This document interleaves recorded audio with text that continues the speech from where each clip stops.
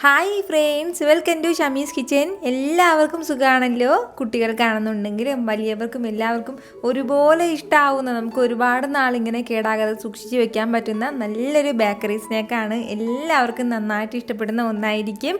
അപ്പോൾ ഇതിൻ്റെ ഡീറ്റെയിൽസ് ഒന്നും മിസ്സാവാതിരിക്കാൻ വേണ്ടി എല്ലാവരും ഒന്ന് സ്കിപ്പ് ചെയ്യാതെ കണ്ടേക്കണം. കൂടെ തന്നെ നമ്മുടെ ഈ ഷമീസ് കിച്ചൻ ചാനൽ ഇതുവരെയും സബ്സ്ക്രൈബ് ചെയ്യാത്തവരാണെന്നുണ്ടെങ്കിൽ, അല്ലെങ്കിൽ ഇത് ആദ്യമായിട്ടാണ് കാണുന്നതെങ്കിൽ പ്ലീസ് ഒന്ന് സബ്സ്ക്രൈബ് ചെയ്തേക്കണേ. ആ തൊട്ടടുത്ത് കാണുന്ന ബെല്ലൈക്കനിൽ ഓൾ കൂടി ഒന്ന് മറക്കാതെ പ്രസ് ചെയ്തേക്കണം. എന്നാൽ ശരി, നമുക്ക് വേഗം വീഡിയോയിലേക്ക് പോകാം. വളരെ കുറഞ്ഞ ചേരുവകൾ മാത്രമേ നമുക്ക് ഇതിനായിട്ട് ആവശ്യമായിട്ടുള്ളൂ. അപ്പോൾ അതിന് വേണ്ടിയിട്ട് ഞാനിപ്പോൾ ഇതുപോലെ 1 കപ്പ് അളവിൽ മൈദ മാവ് എടുത്തിട്ടുണ്ട്. ഈ ഒരു ബൗൾ നിറയെ എടുത്തിട്ടുണ്ട്. 1 കപ്പ് അളവിൽ തന്നെ ധാരാളം മതിയാവും. അപ്പോൾ അത് നമുക്കൊരു ബൗളിലേക്ക് ഒന്ന് ചേർത്ത് കൊടുക്കാം. കൂടെ തന്നെ പിന്നെ ഇനി നമുക്കിതിലേക്ക് വേണ്ട അടുത്ത കാര്യമാണ് ഇതുപോലെ 1 സ്പൂൺ നിറയെ നെയ്യ് കൂടി നമുക്ക് ആവശ്യമായിട്ടുണ്ട്. നെയ്യിന് പകരം നമുക്ക് വനസ്പതി യൂസ് ചെയ്യാം, അല്ലാതെ വേറെ ഓയിലൊന്നും ഉപയോഗിക്കരുത്. നെയ്യ് ഉണ്ടെങ്കിൽ നെയ്യ് തന്നെ മസ്റ്റായിട്ടൊന്ന് ചേർത്തേക്കണം. ഇത്രയും നെയ്യ് മാത്രമേ നമുക്കിതിലേക്ക് ആവശ്യമായിട്ടുള്ളൂ. ഇത് രണ്ടും ആയിക്കഴിഞ്ഞാൽ പിന്നെ ഇനി നമുക്കിതിലേക്ക് വേണ്ടത് 1/2 ടീസ്പൂൺ അളവിൽ ഏലക്ക പൊടിച്ചതും കൂടിയാണ്. അപ്പോൾ ഈ ഏലക്കയുടെ നല്ലൊരു ഫ്ലേവർ കിട്ടും നമുക്ക്. അപ്പോൾ ഒരല്പം മാത്രം ഏലക്കാപ്പൊടിയും കൂടി ചേർക്കാം. കൂടെ തന്നെ പിന്നെ നമുക്കിതിലേക്ക് വേണ്ടത് ഒരു പിഞ്ച് അളവിൽ ഉപ്പും കൂടിയാണ്. ഒരുപാട് വേണ്ട, ഇതുപോലെ ഈ ഒരു അളവിൽ മാത്രം മതിയാവും. നമ്മളിപ്പോൾ 2 കപ്പ് അളവിലാണ് മൈദാമാവ് എടുക്കുന്നതെങ്കിൽ അതിനനുസരിച്ചിട്ട് കുറച്ചും കൂടി ഉപ്പ് ചേർക്കേണ്ടി വരും. ഇത് ഇത്രയും ആയിക്കഴിഞ്ഞാൽ പിന്നെ ഇനി നമുക്ക് വേണ്ട അടുത്ത കാര്യമാണ്, ഇത് നല്ലതുപോലെ ഒന്ന് മിക്സ് ചെയ്തെടുക്കണം. നന്നായിട്ടൊന്ന് കൈവച്ചിട്ടൊന്ന് കുഴച്ചെടുക്കാം. ഞാനിപ്പോൾ ഇതുപോലെ നന്നായിട്ടൊന്ന് മിക്സ് ചെയ്തെടുത്തിട്ടുണ്ട്. നമ്മുടെ ഈ നെയ്യെല്ലാം മാവിൽ നന്നായിട്ടൊന്ന് പിടിക്കുന്നത് പോലെ വേണം നമ്മളൊന്ന് മിക്സ് ചെയ്തെടുക്കാനായിട്ട്. നമ്മളിങ്ങനെ കൈവച്ചിട്ടൊന്ന് ഇറുക്കെ പിടിക്കുമ്പോഴത്തേക്കും ഇതുപോലെ മാവ് ഒന്ന് കട്ടയായിട്ട് കിട്ടണം. ഇതാണ് അതിൻ്റെ ഒരു കറക്റ്റ് പരുവം എന്ന് പറയുന്നത്. നെയ്യ് കുറഞ്ഞു പോവുകയാണെന്നുണ്ടെങ്കിൽ ഇതുപോലെ നമുക്കിങ്ങനെ റോൾ ചെയ്യാൻ വേണ്ടി ഇതുപോലെ ഇങ്ങനെ പറ്റില്ല. എങ്കിൽ പിന്നെ കുറച്ചും കൂടി നെയ്യ് ചേർത്ത് കൊടുക്കാൻ പ്രശ്നമൊന്നുമില്ല. അപ്പോൾ ഇത്രയും ആയിക്കഴിഞ്ഞാൽ പിന്നെ ഇനി നമുക്ക് വേണ്ട അടുത്ത കാര്യമാണ്, ഇതിലേക്ക് ഒരല്പം മാത്രം വെള്ളം കൂടി ചേർത്ത് കൊടുക്കാം. വളരെ കുറച്ച് മാത്രം വെള്ളം കൂടി ചേർത്ത് കൊടുത്തിട്ട് നല്ലതുപോലെ ഒന്ന് കുഴച്ചെടുക്കാം. നമുക്ക് മാവെല്ലാം നന്നായിട്ടൊന്ന് കുഴച്ചതിന് ശേഷം നമ്മൾ കൈവച്ചിട്ട് ഇതുപോലെ ഒന്ന് പിരിച്ച് നോക്കുമ്പോഴത്തേക്കും ലെയർ ആയിട്ടുണ്ടാവണം. ഇതാണ് അതിൻ്റെ ഒരു കറക്റ്റ് പരുവം എന്ന് പറയുന്നത്. ഇനി നമുക്കിതൊരു 10 മിനിറ്റ് ഇങ്ങനെ വെച്ചിരിക്കാം. അതിന് ശേഷം ബാക്കി കാര്യങ്ങളൊക്കെ ചെയ്ത് തുടങ്ങാം. 10 മിനിറ്റ് ഒന്ന് റെസ്റ്റ് ചെയ്യാൻ വെച്ചതിന് ശേഷം ഞാനിപ്പോൾ ഇതുപോലെ ഒരു ചപ്പാത്തി പലകയിലേക്ക് മാറ്റിയിട്ടുണ്ട്. നമ്മൾ നേരത്തെ ഉണ്ടായിരുന്നതിനേക്കാളും കുറച്ചുകൂടി സോഫ്റ്റ് ആവും അത്രയും സമയം കൊണ്ട്. ഇതുപോലെ ഇനി നമുക്ക് വേണ്ടത് നല്ലതുപോലെ ഒന്ന് പരത്തിയെടുക്കാം. നന്നായിട്ട് ഇതുപോലെ ഒന്ന് പരത്തിയെടുത്തതിന് ശേഷം പിന്നീട് നമുക്ക് വേണ്ട അടുത്ത കാര്യം എന്താണെന്ന് വെച്ചാൽ, ഇതിൽ കുറച്ച് ചെറുതായിട്ടൊന്ന് ലെയർ നമ്മൾ കൊടുക്കണം. അപ്പോൾ അതിന് വേണ്ടിയിട്ട് ഇതൊരു സൈഡിൽ നിന്ന് ഇതുപോലെ ഒന്ന് റോൾ ചെയ്ത് എടുക്കാം.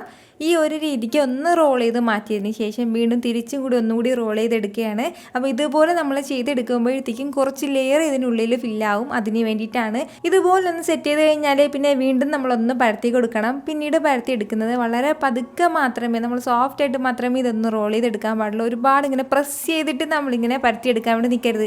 എങ്കിൽ പിന്നെ നമ്മൾ ഈ ക്രിയേറ്റ് ചെയ്ത ഈ ലെയറൊക്കെ അങ്ങ് പോകും. അതിൻ്റെ പേരിലാണ്. അപ്പോൾ ഇതുപോലെ ഒന്ന് പരത്തിയെടുത്ത് കഴിഞ്ഞാൽ പിന്നെ നമുക്ക് ഇഷ്ടമുള്ള ഷേപ്പിന് ഇതൊന്ന് കട്ട് ചെയ്ത് എടുക്കാം. ഇതിൻ്റെ ചുറ്റിലുള്ള ആ ഒരു ഷേപ്പ്ലെസ് ആയിട്ടിരിക്കുന്ന ആ സംഭവമൊക്കെ നമുക്കൊന്ന് വെട്ടി മാറ്റാം. അതിനുശേഷം പിന്നീട് നമുക്കത് വീണ്ടും ഒന്നും കൂടി റോൾ ചെയ്തിട്ട് നമുക്ക് കറക്റ്റായിട്ട് കട്ട് ചെയ്ത് എടുക്കാവുന്നേ ഉള്ളൂ. ഇനി ഇതുപോലെ ഒന്ന് വരഞ്ഞു കൊടുക്കുകയാണ്. ഞാനിപ്പോൾ ഈ ഒരു രീതിക്കാണ് ഇത് ചെയ്തെടുക്കുന്നത്. ഇതിൽ നിന്ന് ചെറിയ പീസായിട്ട് വേണമെന്നുണ്ടെങ്കിൽ ചെറിയ പീസായിട്ട് നമുക്ക് കട്ട് ചെയ്ത് എടുക്കാവുന്നതാണ്. ഇപ്പോൾ ഈ കട്ട് ചെയ്ത പീസ് നമുക്ക് കാണുമ്പോൾ തന്നെ അറിയാം, അതിനുള്ളിൽ തന്നെ ചെറിയ ചെറിയ ഹോൾസും അതുപോലെ തന്നെ ചെറിയ ചെറിയ ലെയറൊക്കെ നമുക്ക് കാണാൻ പറ്റുന്നുണ്ട്. ഈ ഒരു രീതിക്ക് വേണം നമ്മളൊന്ന് ചെയ്തെടുക്കാനായിട്ട്. ഇത്രയും ആയിക്കഴിഞ്ഞാൽ പിന്നെ പെട്ടെന്ന് തന്നെ എണ്ണയൊക്കെ ഒന്ന് ചൂടാക്കി എടുക്കാം. ഞാനിപ്പോൾ ഇതുപോലെ ഒരു കടായിലേക്ക് കുറച്ച് എണ്ണ ചൂടാക്കാൻ വേണ്ടി വെച്ചിട്ടുണ്ട്. ഇതിപ്പോൾ അത്യാവശ്യം നല്ലതുപോലെ ഒന്ന് ചൂടായി കിട്ടിയിട്ടുണ്ട്. നല്ലതുപോലെ എന്ന് വെച്ചാൽ നമ്മൾ ഹൈ ഫ്ലെയിമിൽ വെച്ചിട്ട് സാധാരണ സ്നാക്സൊക്കെ തയ്യാറാക്കി എടുക്കുമ്പോഴത്തേക്കും കുറച്ച് എണ്ണ ചൂടായിട്ടായിരിക്കും ഉണ്ടാവുന്നത്. ആ ഒരു രീതിക്കല്ല നമുക്കിത് കിട്ടേണ്ടത്. വളരെ ചെറിയ ഒരു രീതിയിൽ മാത്രം എണ്ണ ഒന്ന് ചൂടായിട്ടുണ്ടാവണം. നമ്മളിതിലേക്ക് ഓരോന്നായിട്ട് ഇടുമ്പോഴത്തേക്കും ചെറുതായിട്ടിങ്ങനെ ബബിൾസ് വരണം. അത്രയും മാത്രമേ ഉള്ളൂ.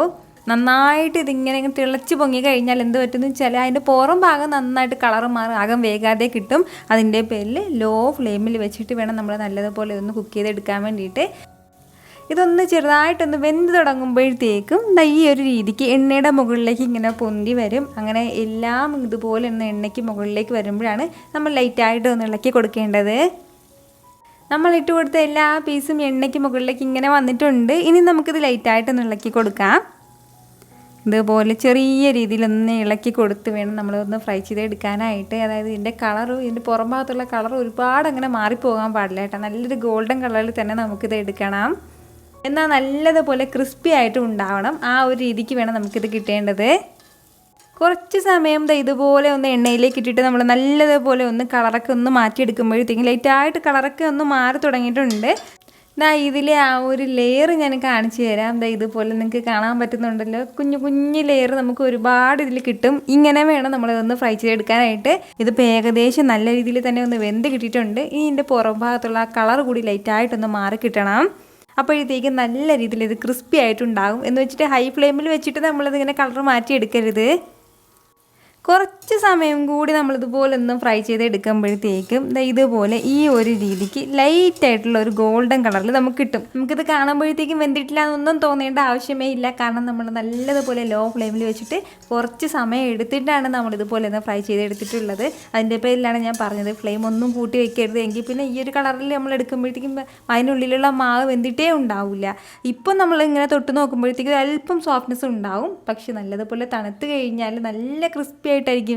അങ്ങനെ ക്രിസ്പി എന്ന് പറയാൻ പറ്റില്ല, ഭയങ്കര സോഫ്റ്റ് ആയിട്ട് ഇങ്ങനെ നമ്മളിങ്ങനെ പപ്സൊക്കെ കഴിക്കുമ്പോഴത്തേക്കും പൊടിഞ്ഞു പോകില്ലേ, ആ ഒരു രീതിക്കായിരിക്കും ഉണ്ടാവുന്നത്.